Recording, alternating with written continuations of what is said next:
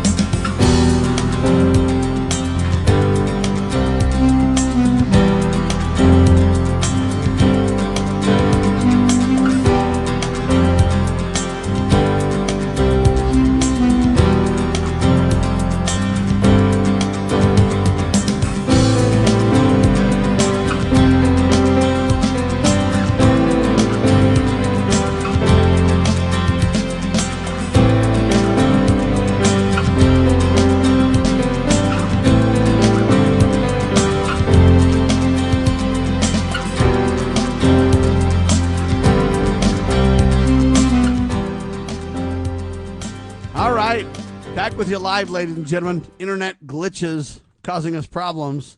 That's what happens when you have live radio, ladies and gentlemen. You never know what's going to come down the pike. The good news is when you respond to it properly, everybody just kind of smiles and goes, well, there you go. Maybe we were sabotaged. But I've been praising Joe Biden, so I doubt there was a sabotage in that one. Lowell Nelson, campaignforliberty.org. Welcome back to the show. All right, hopefully he's doing great as well. We had a big old glitch, and we're kind of down and out, and now we're coming back. So I'm testing the online feed right now. Yeah, there you go. So you can hear it. All right, there you go. Checking if we're up and good. We'll get Lowell back and get started here. We'll just do kind of a fresh restart to the show. How's that? Anyway, CNN even applauding Donald Trump for being kind to Joe Biden about his health issues. And I think that's good. We need more civility, more kindness. I don't wish any ill will to Joe Biden. I think his ideas are very evil. I think his views of the nation are a disaster, but I really support being civil to Joe. Hey, Joe, our prayers are with you, buddy. I hope you get better. Donald Trump reaching out that way, too. Even the CNN folks, what's this guy's name? Paul Bagata and Van Jones both praising Trump for being kind. I think we need to be kind to Joe, especially when people have got health problems. It's no fun. I don't wish that on anybody. At the same time, we've got to prosecute to the fullest extent of the law the criminal activity that surrounded Joe. And how much Joe can be accountable for this, time will tell. But others in his wake certainly should be. Lowell, welcome back to Liberty Roundtable Live. Sorry about the little glitch. We're over it now and moving on. Before we get started today, what do you think of this Joe Biden thing? Hey, Donald's very kind. Now CNN's happy that Donald's kind, giving him some praise. We can be kind to Joe with his health problems on a personal level, but we got to prosecute to the fullest extent of the law and not let them use this to sweep criminal activity under the rug. We got to separate those realities, don't we? Well, absolutely, yeah. Civil discourse is always welcome. Being kind, I mean, you can't go wrong with being kind. I mean, it's just the right thing to do. And, it's like politics, local politics. If someone differs from you ideologically, yeah, you try all you can do to defeat to that ideology, but you're still kind to the person. You still love the person. I mean, as Joseph Smith said once before, the surest way to defeat your enemy is to make him your friend. And so, I mean, you have to be civil and be friends with everybody. And then maybe over time, you can even change their thought patterns from a tyrannical approach to a merciful, liberty-minded approach. I mean, it's happened before. Some of the strongest voices in the liberty movement were previously members of the Communist Party, and so it's fun and exciting to see those folks come over to our side of the spectrum and recognize that liberty is really founded on on agency, the ability to choose, the freedom to prosper. I mean, that's really where it's at. And so, yeah, it's important to always be open, civil, kind, and warm-hearted. Thank you, Sam. And you hear a lot of times, too, modern stories of Muslims that come over to the United States. They infiltrate us. They intend to come here and do great harm. And then somehow Christian ideas seem to change their view. Either they have an experience where they've, seen God or seen a messenger from God, or somehow they've been treated so kindly by Christians in this country that we're like, hey, I thought these people were evil infidels, but it turns out I was wrong. You hear story after story after story with that kind of an outcome. And what a blessing that is. And that just shows how powerful prayer really is, and how powerful, good, clean, moral Christian following Christ as disciples living really is. I believe we can change the world with that, Lowell. Yeah, the Highland Meeting Group had a speaker 2 or 3 years ago who was an Islamist terrorist who grew up in an environment where he was taught that the Christian people here in America are evil, wicked infidels that corrupt, and they treat people horribly. So he infiltrated. He came to America, and then he was just pure accident. He was in a car wreck. And following the car wreck, some good Christian folks visited him in a hospital. They helped him, convalesce, get back on his feet again. And because of their example, their Christianity towards this man, he came to realize that, what he'd been fed his whole life growing up until he was like 18 years old anyway, which is when he, came to America. He realized that was a bunch of lies, that the Christian people over here really were kind, good, warm-hearted people, and it changed his whole outlook. And then he began a speaking tour here throughout the United States, talking about the, what the Islamist, I guess the radical Islamist terrorists, what their game plan was, and he disclosed everything, every part of their game plan in these speaking engagements. And so we got a firsthand look at the terrorist game plan, and it was just very illuminating, very helpful, very informative. But it all came about because of the good actions, the Christian actions of some really good people who rallied around him following a terrible accident he was in. Well, there you have it. Again, I believe that Christian living, following the Prince of Peace, the outcome of that would be more peace, ladies and gentlemen. And that's what we stand for on this broadcast at every turn. Well, Ron Paul, in this case, doing a phenomenal job, as always. Incredible column he just wrote. What did Trump find in the Middle East last week? Oh, boy, the details are riveting, Lowell. Well, I love this column because he wrote it before Trump's visit to the Middle East. He wrote it last Monday, 1 week ago. It's very relevant today because Ron describes the differences between the Middle East of today versus the Middle East that existed during Trump's first term as president. See, Trump visited there in 2017, and what was that, 8 years ago now? And so it really is quite different today than it was 8 years ago. Syria has been overrun and is now controlled by the same al-Qaeda that the U.S. government supposedly spent 20 years fighting in the war on terror.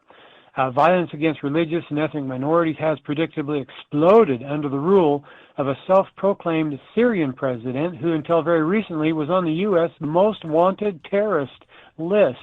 In fact, he's still on that list, by the way, Sam, but he's just not, there's no bounty on his head anymore. It used to be like a $500,000 bounty or something, but there's no bounty on his head anymore, even though he hasn't been formally removed from our terror watch list. So that's one thing. That's Syria. And, of course, Gaza is very different today, right, because following the October 23 Hamas raid, Israel has retaliated, and Gaza has been reduced to rubble, turned into a humanitarian catastrophe. Tens of thousands of civilians have been killed, and perhaps another million face starvation. I mean, Gaza is totally changed now as opposed to what it was 8 years ago. And in truth, U.S. bombs and financial aid have facilitated this utter destruction of Gaza. It's Gaza. What about Iran? Iran has made peace with Saudi Arabia thanks to Chinese mediation, and it's deepening its ties with the Saudi Arabia Kingdom. Iran and Saudi Arabia were enemies 10 years ago, Sam, and today they're kind of making nice with each other. Trump is pushing for a new deal with Iran while threatening to attack it if Iran doesn't acquiesce to his demands. So that's no good. Go ahead Just and being a break. big bully. Continue, Lowell. Yeah, so while Trump continues to bully Iran, Israel is conducting military operations against several countries in the region simultaneously as the world increasingly condemns its aggression against its neighbors. Yemen never capitulated to the U.S. despite all the bombing. In fact, you'll remember, Sam, that Biden bombed Yemen during his term in office. Trump criticized him for doing that, and then Trump went and bombed Yemen for exactly the same reason. And it was the same result. Nothing changed. So, I mean, all of that hold on. The only thing that changed is we have more blood on our hands and spend a bunch of unnecessary money we don't have. Other than that, yeah. Mm-hmm. Yeah, exactly right. So basically, President Trump waded into a minefield last week, one of our own making, really. Quoting Ron Paul here, he says, quote, decades of U.S. interventionism from at least the 2003 Iraq War have not produced the peaceful transformation of the region as promised by the neocons and their mentor, Israeli Prime Minister Benjamin Netanyahu, end of quote. Well, we know the Iraq War was based on lies. The U.S. intervened in Libya and Syria and in other countries, and none of it helped, folks. Didn't help Israel, didn't help us. Quoting Ron Paul again, having ignited the tinderbox of the region with U.S. backing, Israel has now found itself friendless in a region increasingly hostile to its policies and even its very existence. Now there are indications that the Trump administration is tiring of this entangling alliance. Whoo-wee, I'm happy about that. As the MAGA base looks more warily on foreign interventionism. The lesson that President Trump should take with him is it's been U.S. interventionism in the Middle East that has produced these poisoned fruits. His wise military disengagement from the Houthis in Yemen should serve as a U.S. model for the region. Ties forged by trade and friendship produce peace and prosperity and are far preferable to the endless neocon war cries. End of quote, end of column. Sam? Bottom line, the Iraq War was based on lies, ladies and gentlemen. Okay? We basically went belligerent. None of it helped. We spent a gazillion dollars. We made all kinds of enemies. All kinds of innocent life was lost. What do we accomplish? Nothing. Israel is conducting military operations against several countries simultaneously, and the world is increasingly condemning their aggression. So Syria has been overrun and is now controlled by the same al-Qaeda clowns that the U.S. government supposedly spent 20 plus years fighting. Well, hey, Donald Trump said that Hillary Clinton and those guys, Barack Obama, and those guys are the ones that created and funded al-Qaeda, et cetera. The lesson President Trump should take, and I know you said this, Lowell, but I want to repeat it because it's really important. Mm-hmm. A, these poison fruits are because of the intervention, and the answer is less intervention.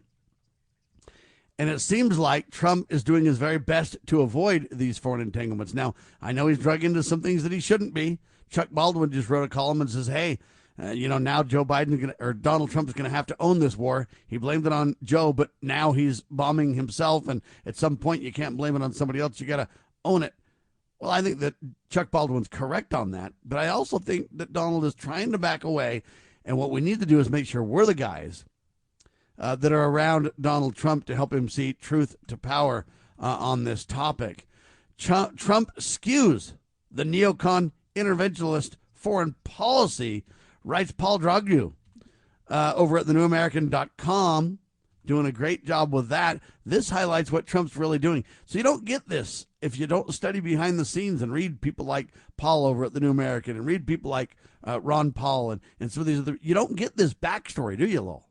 No, we certainly don't, and I'm so encouraged by what he said. I mean, you're going to listen, you're going to hear some of what he said, And my hope is that he follows through, right? He talks the talk, but can he really walk the walk? I think he's going to run into a stiff headwind, if he really tries to walk the walk. But I sure am glad he's talking the talk, because it gives a lot of people, something more to talk about than the old tired, mantras that the mainstream media constantly parrots before us. So what did he say? Well, last Tuesday, during his address in Riyadh, Saudi Arabia, President Trump lambasted the neoconservative prescribed foreign policy has put American taxpayers on the hook for trillions of dollars and destabilized And boy, howdy region. is he right, Lowell. I'll say. That was Paul Draghi writing that. He said, let's see. So quoting the president now, Trump said, the gleaming marvels of Riyadh and Abu Dhabi were not created by the so-called nation builders, neocons, or liberal nonprofits like those who spent trillions failing to develop Kabul and Baghdad. In the end, the so-called nation builders wrecked far more nations than they built, and the interventionists were intervening in complex societies that they did not even understand themselves. End of quote. He also said, quote, in recent years, far too many American presidents have been afflicted with the notion that it's our job to look into the souls of foreign leaders and use U.S. policy to dispense justice for their sins. I believe it is God's job to sit in judgment. My job is to defend America and to promote the fundamental interests of stability, prosperity, and peace. End of quote. That came from Donald Trump, Sam. It's almost as though Ron Paul wrote that speech for him. What a refreshing sentiment, from our President Trump. And Wouldn't this you is say? where we need to push and let Trump and everybody else know that, hey, we support this 1,000%. We support the backing off, the decreasing of spending money on the military-industrial complex. They advocacy probably, to promoting the Prince of Peace. We can back away. We can sit down and diplomatically meet with people. Trump has done more of that in this term than we've seen for decades before this, right? I'll say. He also said this, Sam, quote, a generation of new leaders is transcending the ancient conflicts of tired divisions of the past and forging a future where the Middle East is defined by commerce, not chaos, where it exports technology, not terrorism, and where people of different nations, religions, and creeds are building cities together, not bombing each other out of existence. End quote. I mean, that's powerful. I mean, that was even poetic. I don't know who wrote this for him. I sure hope he came up with it himself, but very, very wonderful sentiment there. He also announced that he plans to lift the sanctions on Syria, influenced in part by his good friend, the Prince of Saudi Arabia. Now, I'm not sure how good that good prince is, but he called him his good friend. And by the way, the best way we're going to help is by lifting sanctions, though, and having trade, and then leading by example, Lowell. That's right, man. And Trump got a standing ovation with that announcement when he was talking there in Riyadh, there in Saudi Arabia. Standing ovation. By the way, does that surprise you, Lowell? It surprises me that he said that he announced. But it doesn't surprise me that he got a standing ovation, because you know what? People across the world, I don't care where they're from, unless they've been trained as al-Qaeda fighters or whatever else, people generally reject war. People generally celebrate peace. And it's their dictator, armchair quarterback leaders oftentimes that put us in these wars. And so it does surprise me that Trump would blatantly come out and say that. I support that. But it does not surprise me that the people are universally advocating for peace. Most people have to be goaded into war, Lowell. And that just proves the point that I'm making. Peace is the natural state of affairs if we would embrace it. Yeah, you're right. And I guess it's in great contrast to what the U.S. Congress did when they gave Benjamin Netanyahu 54 standing ovations when he came here and talked about the war efforts of Israel and defeating their enemies and bombing them. I mean, Congress should not be clapping for that type of behavior, and yet that's what most of our congressmen did. And so that's in stark contrast to this standing ovation where Trump announces plans to lift sanctions, right? He's trying to back away from war on other countries, and he got the standing ovation. Now that's deserving of a standing ovation. It's deserving, and it's a wonderful blessing that he got that. I want to be very clear, too. I want the Republicans in Congress to start to lead with a peaceful effort on this discussion, too, and they haven't been doing it. I don't know if you know, but do you know how many bills Congress has sent to Trump to sign? No. 5. 5 bills in the first, 110 days or 120 days? Yeah, or longer than that. They've been at it longer than that now even. But yes, and I bring that up because out of the 5 bills, too, one of them was spending us into oblivion for the next 6 months. So you really look at that and you go, wow, what I want Congress to do, again, this is Solutions Radio, so I'm not just going to complain. I'm going to point out, I wish Congress would write the president a note and say, we support your peaceful efforts. Congratulations on a standing ovation. We now are going to basically back you and put some things in place to protect future presidents. Congress has the responsibility for war. We're going to step up and take responsibility for that. We're not going to war. We're going to bring a lot of our troops home. We're going to reduce military spending. We're going to back off on the military-industrial complex, and we're going to lead with the Prince of Peace and diplomatic relations. President Trump, thank you for setting the standard on this, and let's move forward and support the president 100%. See, Congress need. Where's Mike? Come on, Johnson. Let's go, buddy. Let's get her done, sir. See, that's what we need, Lowell. Yeah, absolutely. People, we need to encourage, and let me just digress to say this, Sam. I sent a text to Mike yesterday. Why did you vote for the Megho-Bari Act? Now, the Megho-Bari Act was basically a piece of legislation the House approved last Monday. It's been a week ago now, where they are supporting Georgia, the country of Georgia, which is just south of Russia on the Black Sea. And basically, it's a blueprint of what the U.S. did for Ukraine, 10 years ago, 11 years ago. And so I said to Mike, why did you vote for this? Thomas Massey voted against it. Marjorie Taylor Greene voted against it. And there were like 46 people who voted against it. Why did you vote for it? And, he replied, he said, I saw it as a push against communism, support for accountable and free government. If there is something more nefarious about this bill, my apologies for not seeing it. As with our past 10 years together, if you have concerns about a bill and express them before the vote, I'll take your opinion seriously and likely vote the way you recommend. I try to see all angles on these votes, but admit I miss seeing things sometimes occasionally. So, well, you got to start to say, though, hey, hold on. Let me give this congressman a little bit of guidance on this, because it's really easy. The way you do it is you check with organizations like the John Birch Society. You check with organizations like Campaign for Liberty. You check with organizations like Liberty Roundtable Live, and you check with congressmen and senators who have a lot of experience. You check, what would Ron Paul's view be on this, former congressman? What is Thomas Massey's view on this? What is Rand Paul's view as a senator on this? And I'm telling you right now, it doesn't take you very long to find out wait a minute, why would Ron Paul, why would the John Birch Society, and why would Liberty Roundtable Live be against this? Maybe there's something there, Mike, to consider. So what I'm saying is, you got to get the right people around you, because every one of us can miss these things. I'm not trying to be critical of the congressman. I'm making a point, though. Every one of us cannot see it. These bills come out fast and furious. They're many pages long. Oftentimes they're the flies in the ointment, or whatever you want to say. The truth is the devil's in the details, whatever words you want to use to frame that reality. But look, if Rand Paul and Ron Paul and Sam Bushman and Lowell Nelson are in Campaign for Liberty are against it, boy, howdy, there's got to be a good reason. What do they know that you don't know?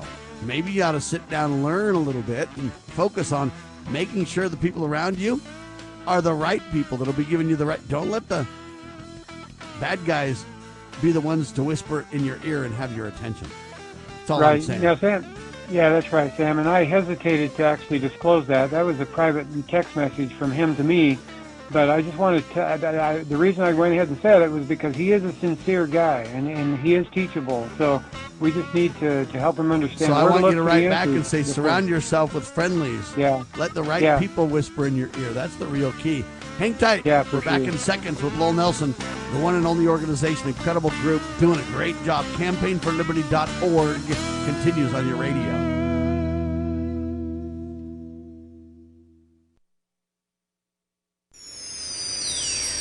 proclaiming liberty across the land.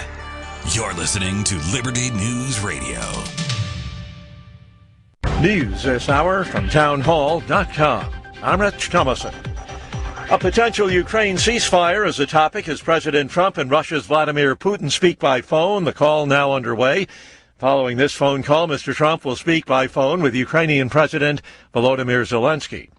President Trump is urging all congressional Republicans to support a bill, a so-called Big Beautiful Bill, delivering on his campaign promises ranging from tax relief to border security.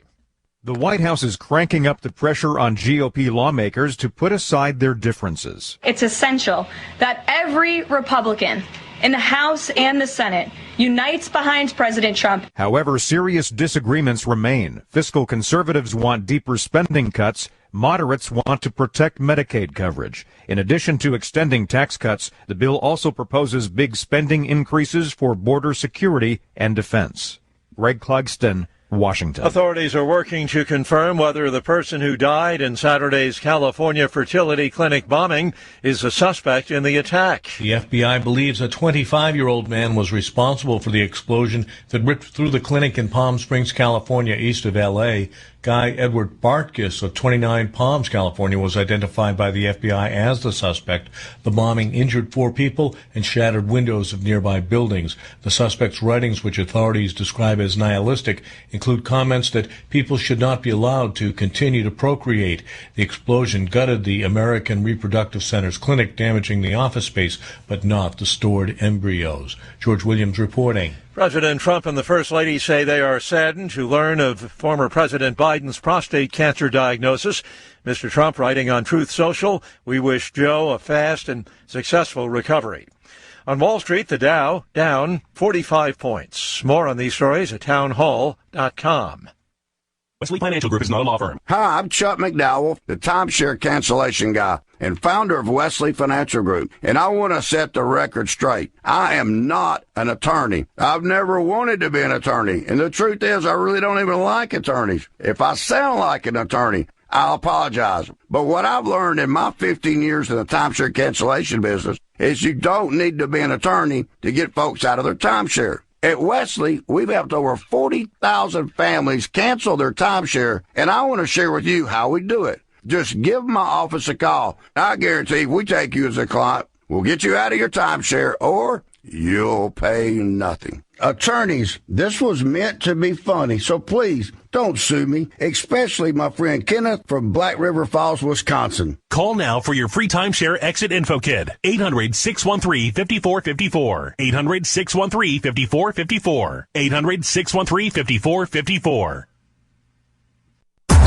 Cybercrime is exploding. Take Sarah from Sweet Delights, whose world crumbled after having to close with not being able to bounce back.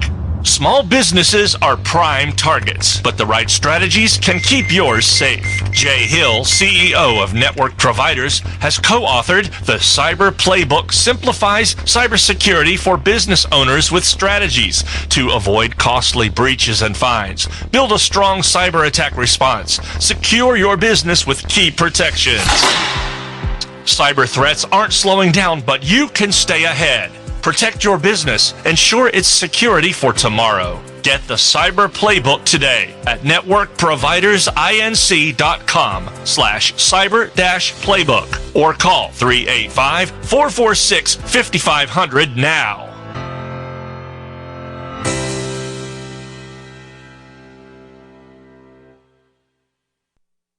As you are aware, America is divided over every fault line possible. This is intentionally fostered by those who do not love God, family, or country. We believe a peaceful future as a free people absolutely depends on civility. Clarion Call for Civility is looking for funding and volunteers at every level to make our hopes and efforts a reality. Please donate, sign our pledge, and help us in our sacred cause. Please visit callforcivility.com for more details. Callforcivility.com.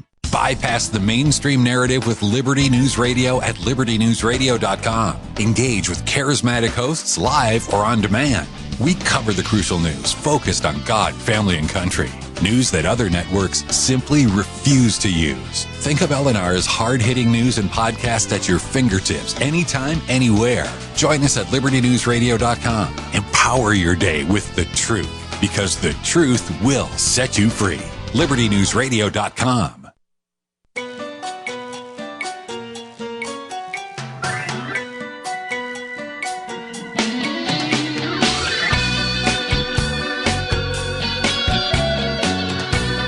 Broadcasting live from atop the Rocky Mountains, the crossroads of the West. You are listening to the Liberty Roundtable Radio Talk Show.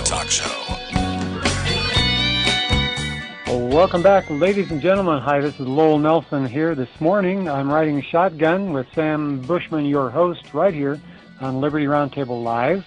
We were just talking about the great announcements that Trump was making there last week while he visited the Middle East. He visited 3 countries over there, ignored Israel, and he made some astounding announcements about, how foreign interventionism has caused so many problems and we don't really accomplish anything good by doing that, about his wanting to remove the sanctions on Syria. And so lots of good things were spoken there during his trip. And so we just now hope and pray that he'll be able to walk the walk now that he has talked the talk. And we digressed briefly enough to talk about congressmen, about how Congress should be the ones who lead by example here. They should be the ones who are helping to keep Trump on this good path about moving away from conflict and promoting peace and prosperity. And I happened to read a quote, a personal text from my U.S. Representative, Mike Kennedy. And I did that. I don't think he would mind. Obviously, texts are private. But I don't think he would mind because he is very open. He's very transparent, very willing to share with his constituents what he does and why he does it. And he was very open with this text to me. And I find him to be extremely sincere in wanting to do the right thing. And so as Sam suggested, I'm going to reply and suggest that he watch more closely, to how Thomas Massey votes and what the Campaign for Liberty thinks about an issue and what Ron Paul would think about an issue. My problem was that I didn't get the news about the Megabari Act until after the House had approved it, right after the votes had cast. Well, maybe that's on me. I don't know, but we need to have a better system so that we can see what votes or what bills are will be coming up for a vote in the House before the vote is taken, right? And we need to analyze these bills before votes on them are taken so that we can give proper counsel to and advice to our U.S. representatives in the House and also our senators in the Senate. That's just something I think we can do a better job at, and we can be a better help to them. But yeah, they're the ones who are responsible. Yes, I know that. And they're the ones who need to be making the right decision. They need to be listening to the right people. But, we can be a big help in that, folks. We can persuade them to listen to the right folks. We can give them news stories and analyses about these bills ahead of the vote. We just need to do a better job of doing that maybe. So anyway, I just wanted to make that clear. If Mike, if you're listening to this and if you're upset that I shared your text with the world, I apologize, but I don't think it would bother you because you are such an open, transparent, honest, sincere individual. I agree with that, Lowell, and I want to make one more point. Yeah. I think that Mike would appreciate this education that we're sending to the whole nation and the world, really, which is this. Sometimes congressmen and senators aren't bad people. Sometimes they get bad advice. Sometimes they get bad guidance, or sometimes they get, told things or suggest, for example, he's like, hey, I thought this was really sending an important message. Well, see, how did he figure that? And the answer is the people that surrounded him made him believe that, I'm guessing. Right?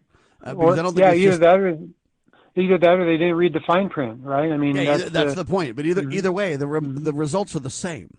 It's like, hey, I didn't get the right information, and therefore I didn't take the right action that I would like to have taken.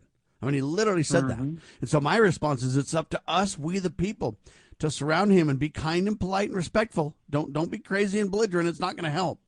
But my whole point is that Mike can start to go, oh, I better watch who's telling me things. Last time I got snookered because I listened to these people.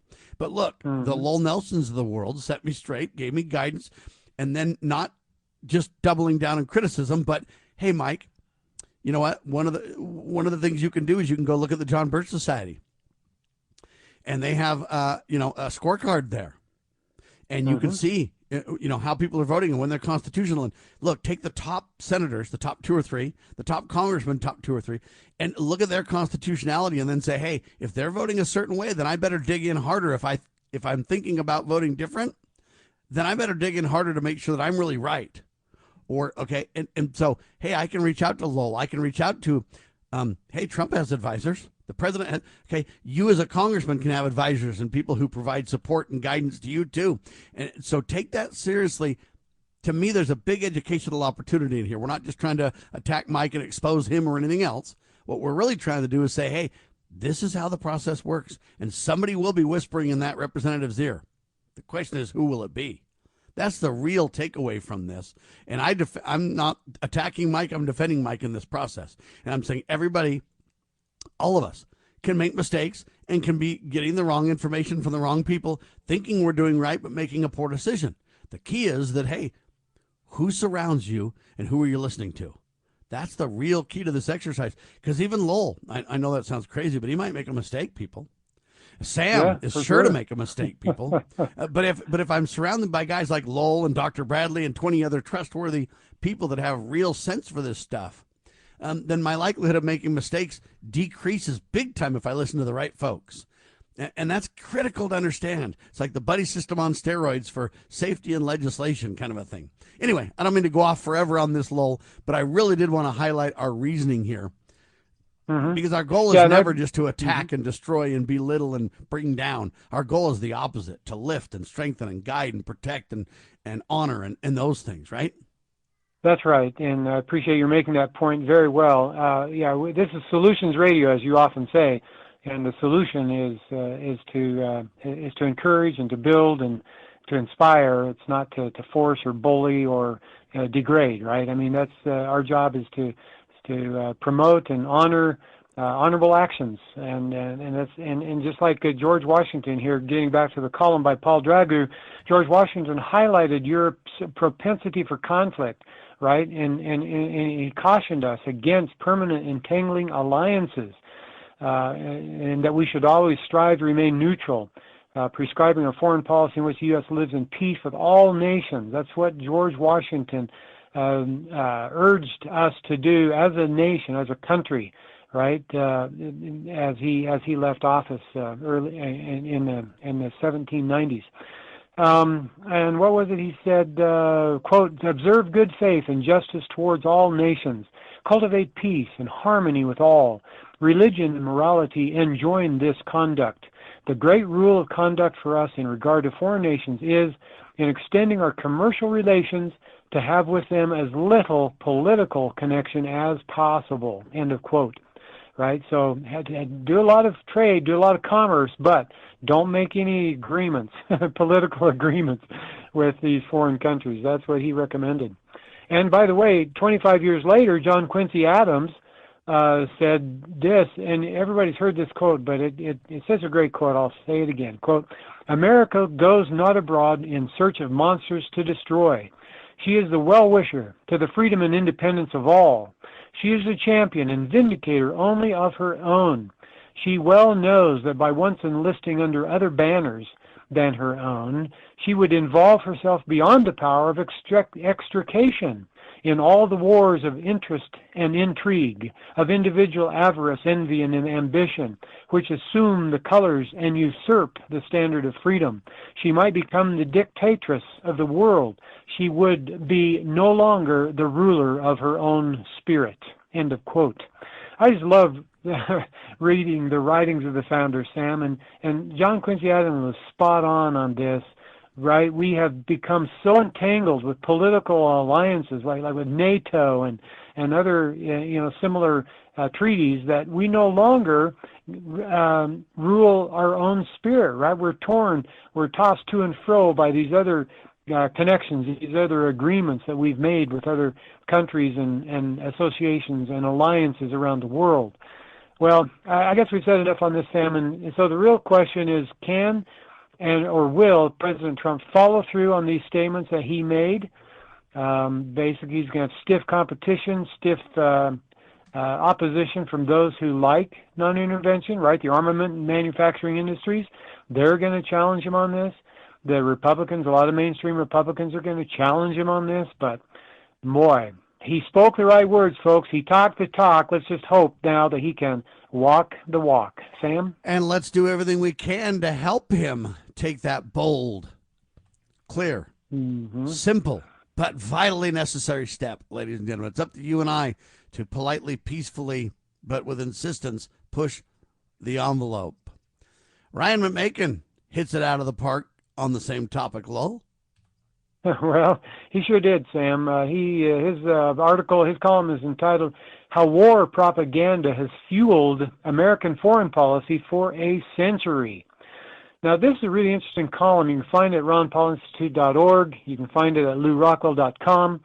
But it's very, very good. And he basically talks about the history of propaganda and where U.S. propaganda came from. It's used to, quote, what he calls, quote, gin up support for a variety of wars, resulting in the deaths of thousands and sometimes even hundreds of thousands of innocents, end of quote. So, yeah, we're talking about propaganda machine here, the Russiagate hoax, the efforts to obscure U.S. meddling in Ukraine, the nearly nonstop drumbeat of news stories over the past 20 years designed to push for regime change in various countries from Venezuela to Russia to Libya and Syria, and the nonstop stream of misinformation designed to prop up the state of Israel and obscure its many war crimes. McMakin says the U.S. did not invent these tactics, the British did. They've invented facts, so-called facts, right, quote-unquote facts, designed to manufacture popular consent for wars and foreign intervention. Well, the British did it, and now the U.S. copied them, adopted their methods, and now it's standard operating procedure right here in the U.S. And so McMakin extensively cites the work of historian Ralph Rako, who suggested that the Belgian atrocity stories of 1914 was perhaps the first great propaganda success in modern times. He was referring to wild exaggerations about German aggression in Belgium, claims of brutality, rape, children with their hands cut off, violated nuns, Canadian soldiers crucified on barn doors. Understandably, this resulted in anti-German zealotry around much of the world. Well, that was the goal. But there was just one problem with that, Sam. These stories were all lies. Rako writes, quote, they were faked, they were fabricated, they were phony. The pictures were photographed in particular buildings which were known to be in Paris. The stage sets were designed by designers for the Parisian Opera. The stories were made up out of whole cloth and spread by British propaganda as another weapon in the war, especially in the war for the minds of the neutral countries. And, of course, U.S. was one of those neutral countries. We're talking about World War I. This is before we entered World War I.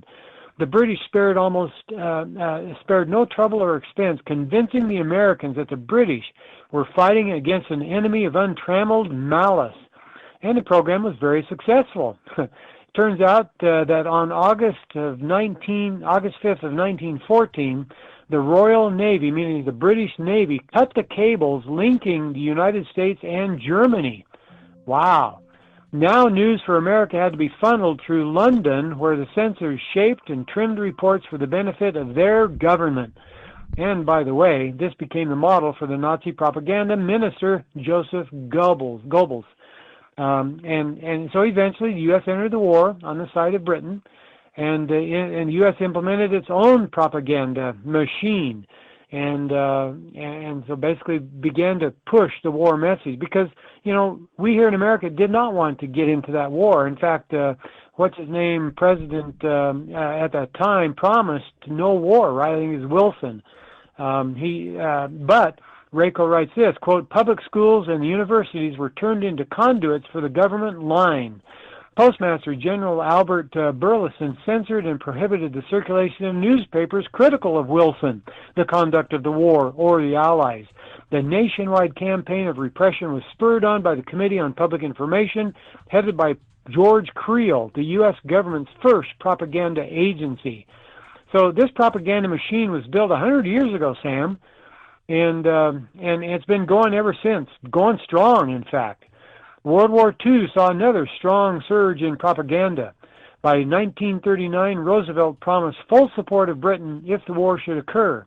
McMakin writes, quote, by 1940, even before the U.S. entered the war, the U.S. government was working hand in glove with the British government to convince Americans of the necessity of U.S. involvement in the war, end of quote.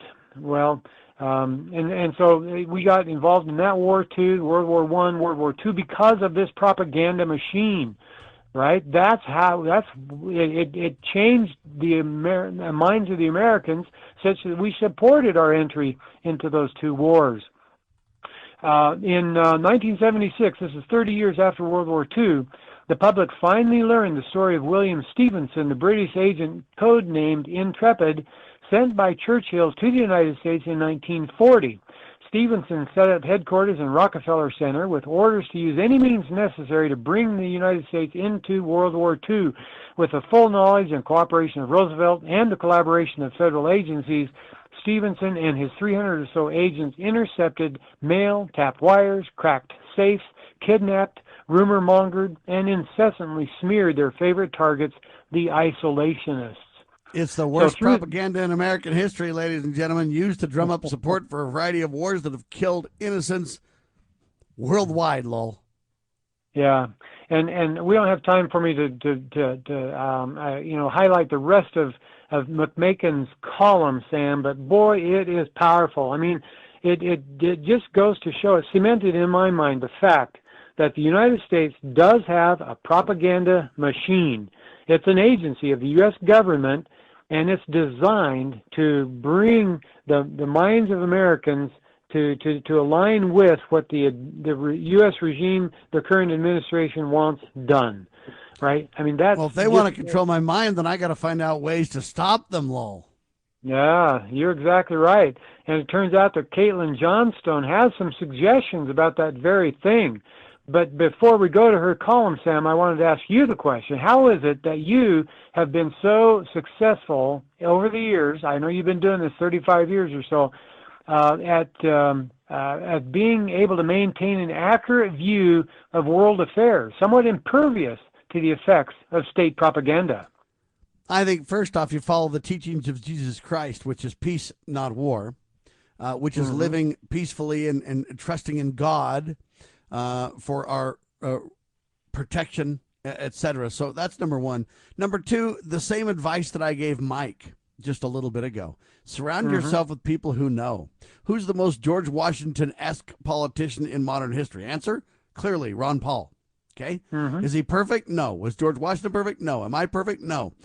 But if I surround myself with people who have proven to be true blue, the John Birch Society has been at this stuff longer than I've been alive.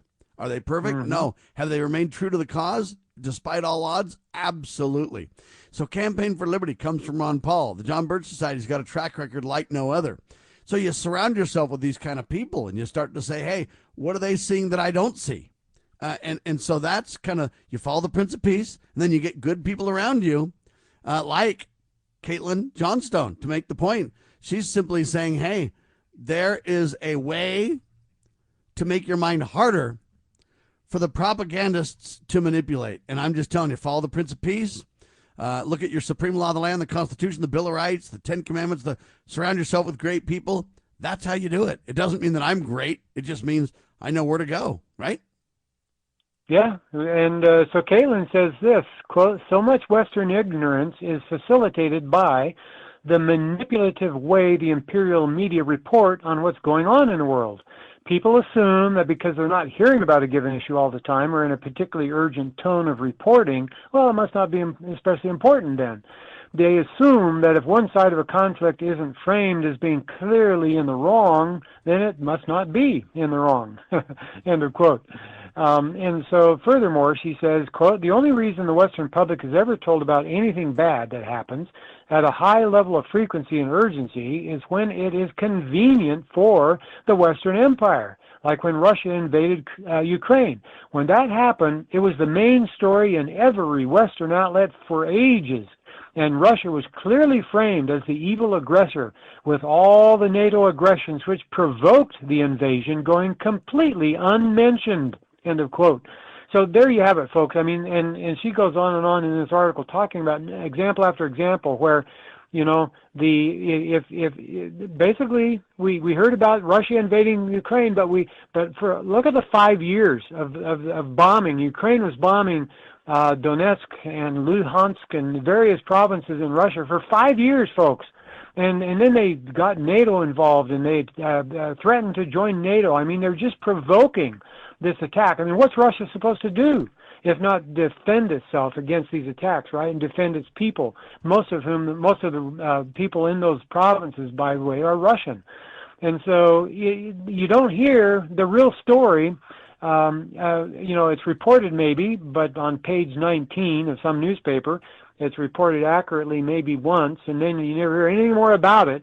And that's John Stone's point here. Western propaganda doesn't consist so much of manipulating what gets reported, but how it gets reported, how often something gets mentioned, how often the perpetrator of an abuse is explicitly named, the type of language used to describe a given offense. Right? I mean, so it's a great column, Caitlin John Stone. You can find it at LouRockwell.com. And so, Sam, that's really, you know, and so I could ask you again, but you've already given us your answer, which is to follow the Prince of Peace. That's the most important thing we can do. But we need to be discerning. We need to realize that we need to read between the lines, as my dad always used to say, read between the lines. What is the news not telling you? Because that's probably the real news. Sam? Amen to that. So surround yourself with the right people, listen to the right media as well. You know, how many people are telling you the truth, like from all these articles that we are? Very few. Okay? So understand that. All right, Lowell Nelson has a personal story to tell you. He was at the organizing convention over the weekend. Let's quickly update that. Yeah, good idea, Sam. Last Saturday, just 2 days ago, I attended the URP, the Utah Republican Party Organizing Convention, as one of the 4,000 state delegates invited to the convention. Now, approximately 2,650 delegates attended, roughly two-thirds of the delegates, and that's pretty average, by the way. Now, the reason I'm mentioning this is that you know, people all over the country who are involved in the political parties, you know, attend these kinds of conventions. And so while this may not seem like, you know, earth-shattering news, I just wanted to share with y'all, you know, what we did here in Utah over the weekend. And you might find it somewhat interesting because we made some nice advances, I think, for liberty. First time ever, the delegates rearranged the convention agenda to address business items first, even before the elections. That's unheard of. It's never happened before. But the delegates, they wanted to get to these items of business even before the elections for party leadership were held. That has never happened before. That was amazing. The proposed agenda had elections, then speeches by elected officials while the ballots were counted, and then finally the business items. And what usually happens is that we never get to the business items because, you know, listening to public officials, you know, talk, brag about what they're doing in public office, you know, it just takes so much time. People leave, we lose quorum, and then we can't do the business. And so anyway, so this was a first, very, very encouraging. We have delegates who want to get the business done, not only, you know, in fact, they didn't really care about listening to the public servants who spoke. Because after we did all of the business, then we did the elections, and while they were counting the ballots, then we heard from the elected officials.